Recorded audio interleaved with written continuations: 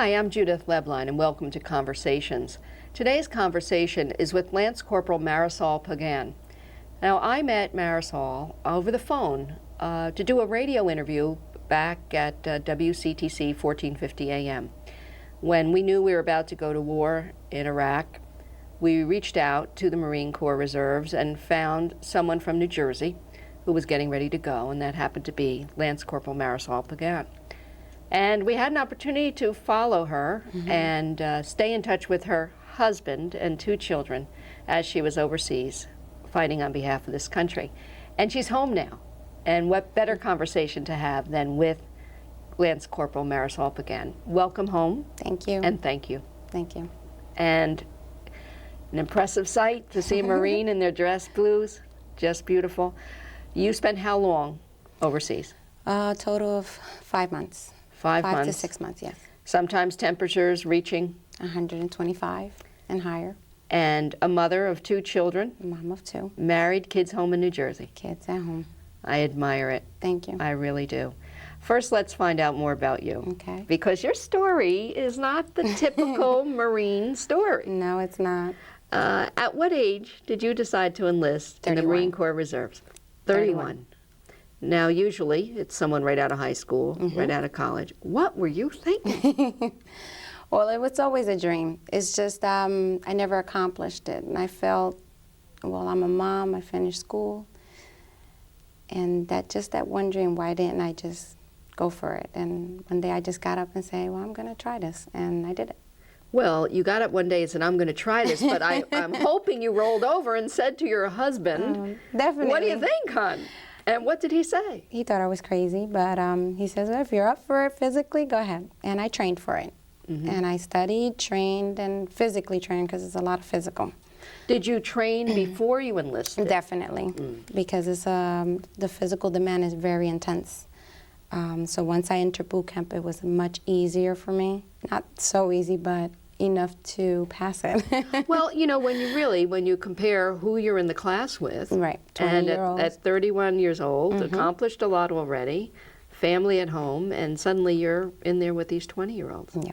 Men and women in your boot camp? Yes, but we train separate. The males train separate. We do everything alike, except that we're trained separate from each other. Now, it was always a dream, but why Marines? Why not Navy? Why not Army? Well, I always said if I was going to join a military branch, it would be the Marines. I fell in love with the uniform, and also I knew it was one of the toughest branches. So when you made a decision, you made a big one. I said if I'm going to get a title, it'll definitely be the Marines. Now, give us a little bit of timing, because the world is different since September 11th, 2001. When did you actually enlist? I went in, I was already training in July, before the September 11th events. And then I went in on January 14th of the following year. And then after that, that's when, before the September 11th, of course. Okay. But so your enlistment was not a reaction to that? No, not at all. So your enlistment was during a time that we were not officially at war? Definitely. So the Marine Reserves that you signed up for became drastically something different? Were you prepared? Mentally, physically, yes. Was it unexpected? With the way the events were going, I kind of suspected already. That there could be a chance that you would be separated from your family? But at no time did it give me second thoughts. I had an opportunity to back out, but I didn't. Now, first, tell us about your family. Okay. Tell me, your husband? My husband is the same age as I. He's 33. And his name? Rick. He works for Verizon, and very supportive. I would say. And I have an 8-year-old son and a 10-year-old daughter. And they would go with me on their bikes while I would run. And, Mommy, are we done? I'm like, no, not yet. I still got 1 more mile. Some of them would stop, but it was fun training with them. So them training along with you really got them used to the idea that Mom was going to be a Marine. Yes. And I'm curious about their conversations with their classmates or neighbors or friends. Everything, Mommy's a Marine. Mommy's a Marine. Mommy's a Marine. How proud. Very proud. Very proud. Now, when you found out that you would be shipped out, that you were going to go to Kuwait in support of Iraq along the front, How much time did you have to get ready? How much time did you have to get the kids ready? Well, I had since December, the year before, to start getting prepared, just getting myself in order. We were already being given warnings, and I took it pretty seriously where the kids would be taken care of, how would the family help my husband because he needed a lot of help, and starting to get them prepared physically and mentally. You know, not to worry, mommy be all right. At no time did I tell them, you know, if mommy doesn't come back. I didn't want to give them that. Just giving them a positive no, I'm going to be gone for a while, but everything will be fine. To please write to me and keep in touch that way and send lots of pictures. As a part of your training, since you are a woman with a family, Yes. was there any help or assistance from the Marines so that you could get the kids ready in the right way? I mean, this is something that you either have to go with your gut, or was there some sort of support or training? There was some support from our unit, counseling if any was needed for our kids. So a lot of support was there. It was a very tight-knit type of unit. Now, my mother was a wave in World War II, and women in the military at that time was a bit unique. World War II increasing the numbers of women, but not often women with families. Yeah. And now this war, more than ever before, we've seen a lot of men left home with the kids.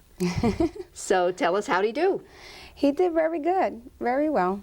Very And- proud of him. Yeah, and he did a has good he job. continued some of those chores that he's picked up? No, mommy's home, so everything's back in my hands again. So, but he's done well. He And- comes home and he helps out with the homework, so it helps out.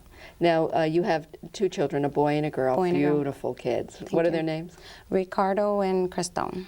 How did you communicate with them while you were overseas? While we were overseas, we were allowed phone calls once a week, 5 minutes. So it was and a 5-minute conversation wasn't much to be said, but hi, how are you? And try not to hold back the tears and get a clear conversation on how's everything going over there. So it was short and brief. And you were lucky compared to others Yes. who didn't have the opportunity to phone home often. To phone home.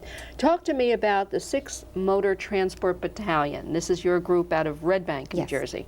What role were you trained to play in this battalion? Well, in that battalion, I'm a supply. I work in supply, and we basically, our unit was motor transport, providing all the supplies, moving up ahead towards Iraq. So that was our purpose in Kuwait. We were stationed at the border of Kuwait. And as the war started, a couple of the Marines moved up, bringing more supplies up. And that movement, how long did it take from the time you arrived on the soil of Kuwait to the time that activity started? When the war broke out, it took about a week. It's a slow movement, you know, trying to secure the areas up ahead as they brought the supplies up ahead more.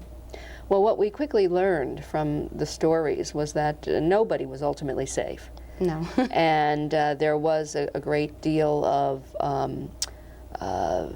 assault against troops, both individually and in small units. And in fact, another transport union met with death. How was the morale in the beginning, and how did you see it change during your shift there? Our morale, let's see. I mean, everyone knew what they were doing professionally. I think as a Marine, we're physically and mentally prepared for this. There is no time to sit and whine about anything. I mean, we're trained for a purpose, and that's our mind setting. You know, we get the job done. We go in. Our mind is concentrating on our Marine brothers and sisters and our fellow military branches, and that's what we concentrate on, make sure that everything is secure in our surroundings. So that's our mentality. Even though we have a lot of stuff, a lot of family at home, our minds are set on getting the job done and also looking out for our fellow Marines and everyone around us. You know, it's very interesting because many of the reservists have spent a huge amount of time, including yourself, a large amount of time overseas, but perhaps when they joined, didn't really anticipate that kind of assignment. No, not really. Actually, for me, it was fairly fast. In less than a year, I was already being deployed. Wasn't expecting it, but looking forward to it. Let's talk about the conditions. A very long flight to get there. Very long flight, 17 hours. And when you arrived, what kind of temperatures did you experience? When we arrived, it was in the middle of the night, so it was really cold. And then during the day, it was unbelievable, very hot. Now, you've brought some pictures along to share with us. Yes, I did. And, you know, I've heard the expression hail the size of golf balls, but you actually experienced that. Yes. And when we think of the desert, we don't think about hail. No. Or cold nights. Or at least rain. So how could you be prepared? I mean, this has to be grueling to wear this kind of uniform that by day is so hot and by night it can be so cold.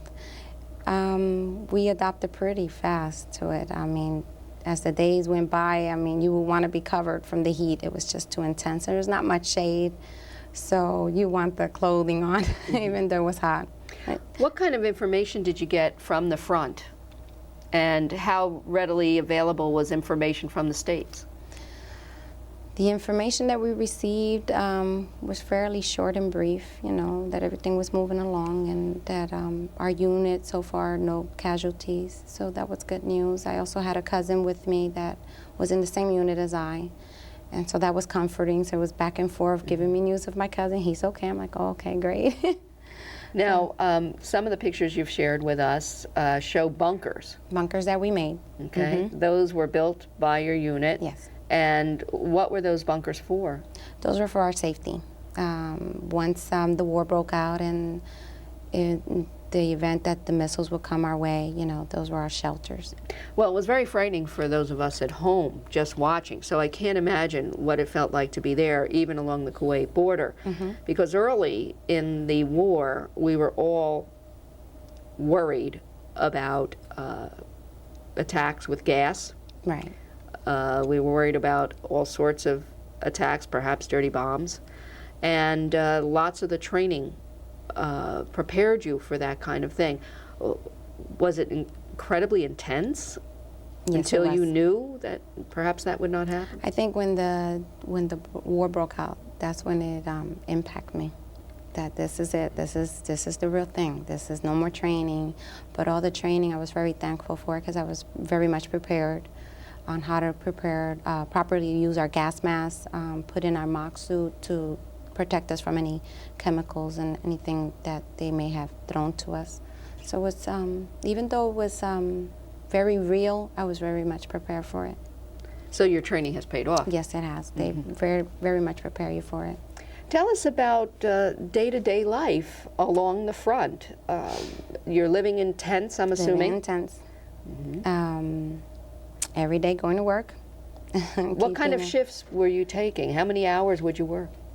Well, you would work most of all the day, all day long.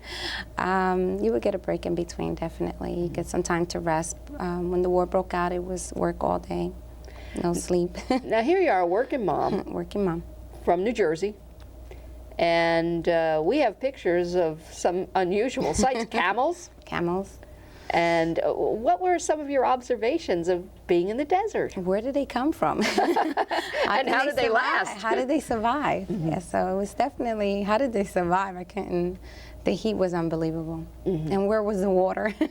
Exactly. So some of the other pictures that you shared with us of burnt out tanker trucks and tanks, you had to hear. We watched on TV and saw and just could barely hear the bombs. But what was it like? It's almost as if the world or the land was being lifted from under you, and you're just being lifted out of your bed in the middle of the night. I mean, it took a while when I got home to adapt of not hearing the bells, not hearing the yelling, so it took some time. Wow. Yeah, definitely to wake up and just look around and just say, okay, I'm home. I'm here, and I'm here, home. and I'm here, right? Yeah. So it could go all night long. The raids that we saw quite often happened at night. Yes. And there were quite a few incidents of things being lobbed, you know, right along the border there. So you were right there and you felt it. Now, did you have any contact at all with civilians? Yes, we did. Since I worked in the supply, we had some contacts with people from Kuwait who brought in their tractor trailers, and so there were some words here and there that they would teach us. They weren't so fond about the females in the uniform, so there was one time I had to cover my hair. Oh, tell us about that. Because it was very offensive to them. I happened to take off what we call the boonie, and my hair was exposed, and as I passed one by, they literally like, what is she doing? Oh, okay. So my sergeant... A boonie is your cap? A boonie is like a fisherman's hat, what we call a boonie. So I had my sergeant walk over and just say, can you please put your hat on or put something... So I put a scarf over my head because, one, to protect myself from the heat, and even though it wasn't my religion, just to show some respect. So. And make them feel more comfortable Make them with feel you more being in their comfortable, country. but just letting them know women can also, you know, hold the uniform and hold the rifle. So. Well, I'm sure they were impressed because I am. We're talking with Lance Corporal Marisol Pagan. She's with the 6th Motor Transport Battalion out of Red Bank, New Jersey, the Marine Corps Reserves. Thank you so much for joining us. So how long did you actually spend overseas? 5 months. 5 months. 5 months. 5 months of your life. Yes. Came grinding to a halt professionally. Yes. Your employer understands the commitment. Very supportive. And you're somewhat new with your employer, ADP. ADP. And tell me about the reaction of coworkers. Their boss is a Marine. Well, my coworkers, which are other admins, they cried, and I'm like, don't cry. You know, I'm coming back. It's not like I'm not coming back. So I just asked that they did that, not to cry. Many held back their tears, and you know, I left out of there with a heavy heart. Did you feel at all any resentment about who's going to do her work while she's gone, or any issues like that? Because I know there have been some reservists that have been concerned. Of their employer. And will my job be there? By law, they're supposed to. Their job is supposed to be there, but would it be the same? Correct. I happen to be very lucky. So I left not really worrying about my job, just worrying coming back home. So. Sure. So, the homecoming, what was that like? Where did you see the kids for the first time and get reacquainted with the husband? I actually got to see them at home. I just did not want to surprise them. They heard that I was already home and they couldn't believe it, so they just went running all over the place to find me. When they did, they were all night just staring as I stared around the house and just made sure I was home. Yeah. So. I'm sure that as you arrived home, your thoughts went with other people who perhaps weren't arriving home or whose families were left without. Tell me about your battalion and how did they fare? Were there many casualties? No, in my unit, none. Thank God. The ones out of Red Bank, everyone left together and came together. Right. So the ones that didn't, that we heard of, that passed away, that was, as a mom, I felt that, you know, with a heavy heart because I'm a mom.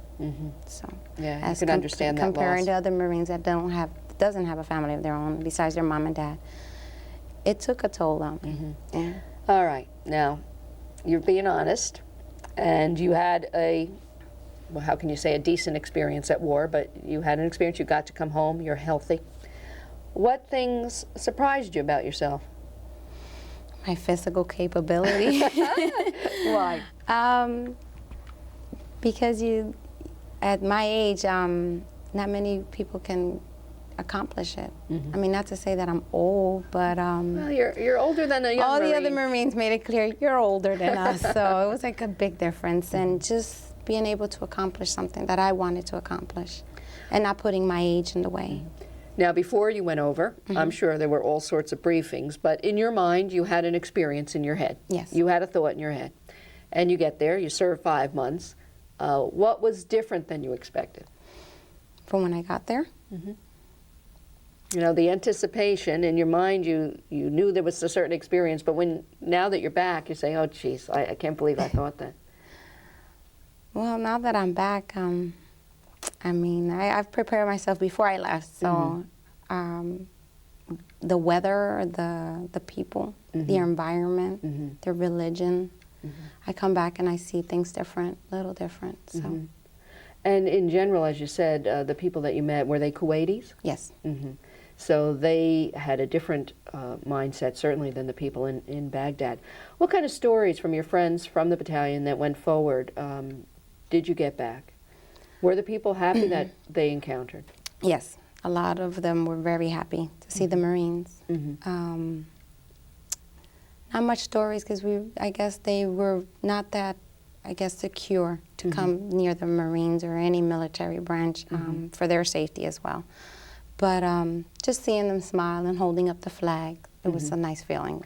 What reports did you get from home, and did you feel supported from home? I mean, you have to know that every night we watched. Every night. People wrote and emailed and sent packages. Did you feel that over there? Yes. Did you get any of that? Oh, we received a lot of the package. Very nice gift that we received from everyone here. A lot of supporting letters that helped us. The news that we got from home, well, when I would call home, I tried to make it short and brief. I mean, I knew the tears were there, and I knew the concerns were there. But I tried to keep them positive. Did you see much TV? Did you get CNN? No. Did you see any of that? No. No. No. I mean, we saw it live, so it was, why would we want to see it on TV? Right. As they went further up, yes, we got to see some of it eventually, but the first few nights, no. I mean... Now, you were there for the fall of Baghdad? Yes. And how did you get the news? We got the news later in the evening. That happened earlier in the day, and by evening we already heard that the statue of Saddam was down. What was it like? There had to be enormous. There had to be joy. Yes, definitely. The thought that we're finally going home. Yeah. So, and that it was finally not completely a lot of over. whooping and hollering, I'm assuming. Whatever it is the Marines do when they celebrate. Now, talk to me a little bit about being a female in still a male-dominated business, the military. Tell me about it. Very challenging. Just being an equal, being able to do the same thing that they were able to do. It's, wow, rewarding, because you compare yourself to a man and they're much stronger. And to be a female of a petite size and being able to do the same is definitely something that I myself and my physical weight and myself and age, it's just having the courage to move on and not to give up. So. Now, how much longer do you have? I have 4 more years. 4 more years. What would you like to accomplish in the Marine Corps Reserve? Well, they so far taken me overseas. So far, you've seen the world. Yeah. Why not Hawaii? Yeah, Why the beaches of Kuwait? But definitely, I'm enjoying myself. It's definitely a great experience. Now, for people that aren't familiar with the difference between the Marine Corps and Marine Corps Reserves, tell us about the time obligation that you have to the Marine Corps Reserve. As a Marine Corps Reservist, you have a little bit more years on your contract. As the only thing is about the reservists, we go home, and we report one weekend in a month and 2 weeks in a year. But even being a reservist is just as hard as on us as it is on a active duty Marine, because we have certain standards we have to maintain, and being home, we have to maintain a certain. So, for example, your fitness level. Yes, we have to stay in shape. You're working, you're maintaining a home with children, and you still have to stay in the shape of Marine. Yes, we still have to work out and make sure we. So, are the kids pedaling the bike right behind you again? They are. Now the spring is kicking in, so they'll be right behind me again. Now, if your daughter is 18 years old, and she says, I know you got a little while yet to contemplate this, and she says, Mommy, I want to be a Marine. It'll be an honor. No concerns. No concern. And with some time, it'll be very interesting to see the role of women in the military. Definitely. How do you feel about being right there or being in the midst of it? Women right alongside with men, no difference? No difference. How did I feel? Just making sure that the Marine next to me knew what he was doing. You know, isn't that the point? Yeah. Whether it's male or female. Whether it was a male or a female, as long as he knew how to shoot the rifle, we were good to go. Just aim down straight ahead. Right. And if you could take this opportunity to say something to your family following your time there, what would you say? Oh, wow. Thank you. Thank you for your support and for the writing. And I have a cousin who is like a sister to me. And she wrote to me every day. So you saw the best of people. Saw the best of everything. And some of the worst of times. Yes. And what are your hopes? Do you expect that you may be asked to go back? And is that a possibility? It can be a possibility. I am very much prepared for it. My kids are as well, because they know mommy's coming home. I keep that mind setting that I'm coming home. So. Well, this is the first time that you and I have met face to face. Several telephone interviews, radio interviews. I've had the opportunity to get to know your husband over the radio interviews, and I admire so much what you've done. Thank you. And I admire what he's done. There was a lot of growth for a young man to one day be home enjoying his wife and children, and next minute, Gone. you know, have you yanked away from him and gone. And he seemed to take it well.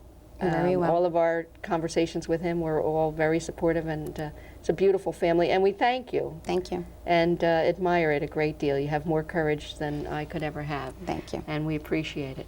It's Lance Corporal Marisol Pagan. We Yes, thank you. We also thank the friends at the 6th Motor Transport Battalion in Red Bank for introducing us, and you're a real tribute to them. Thank you. And we thank you.